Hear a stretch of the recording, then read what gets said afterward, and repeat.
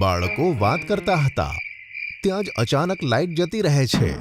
બાળકો ડરી જાય છે. અરે આ શું થયું? લાઈટ કેમ જતી રહી? ગટ્ટુ ગટ્ટુ તો અહીંયા છે ને? હું તને જોઈ નથી શકતી. ક્યાં છે તું? હું અહીંયા છું ચિંકી. તું ક્યાં છે? કશું દેખાતું નથી. બધે અંધારું થયું. ઉભા રે, મમ્મી ક્યાંક ટોર્ચ મૂકે છે ને?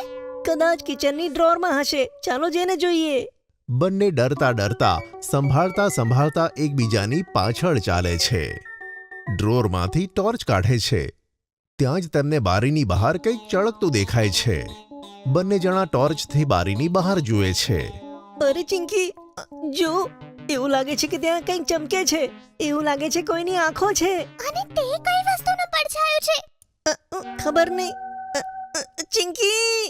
ચિંકી બહુ બીક લાગે છે. ચિંકી. બંને એકબીજાને પકડી લે છે. તેઓ ડરતા ડરતા સોફાની નીચે બેસે છે. ત્યાં જ છત પર ધબનો અવાજ આવે છે. આ કયો અવાજ છે? ઉપર કોણ છે?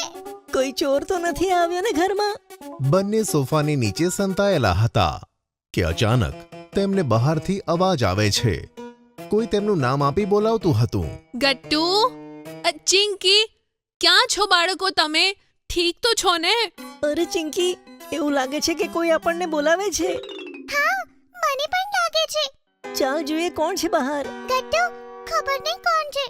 યાદ છે ને મમ્મી એકવાર શું કહ્યું હતું કે ક્યારે પણ કોઈ પણ અજાણ્યાને ઘરમાં ના આવવા દેવાય. પણ ઘર તો બંધ છે.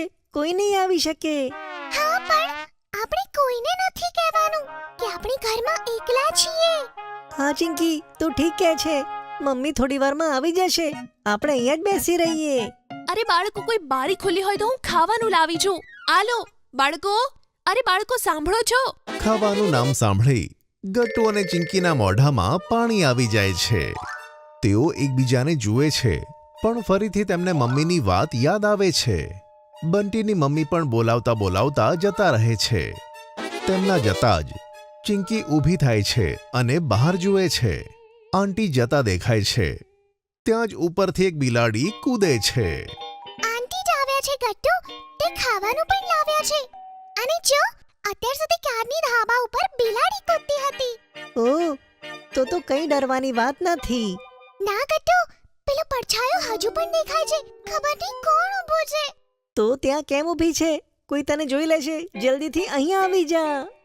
બંને સોફાની નીચે ટોર્ચના પ્રકાશમાં વાતો કરતા કરતા સૂઈ જાય છે. અને સવાર પડે છે. સવાર પડતા જ દરવાજો ખુલે છે. મમ્મી ગભરાઈને ઘરની અંદર આવે છે અને ગટ્ટુ ચિંકીને શોધવા લાગે છે. ગટ્ટુ, ચિંકી, ક્યાં છો તમે લોકો? અરે સોફાની નીચે શું કરો છો? મારા બાળકો, તમે ઠીક તો છો ને? મમ્મી, તમે ક્યાં રહી ગયા હતા મમ્મી? મારી ગઈકાલની ફ્લાઇટ કેન્સલ થઈ ગઈ હતી બેટા, એટલે હું લેટ આવી. મેં બંટીના મમ્મીને ફોન કર્યો હતો તમને લોકોને જોવા માટે. મમ્મી, હવે અમને એકલા છોડીને ના જતી. હા મમ્મી, હવે અમને એકલા ના છોડતા. હા બેટા, હવે તમારા ભરોસે હું આ ઘર છોડીને ક્યારેય નહીં જઉં.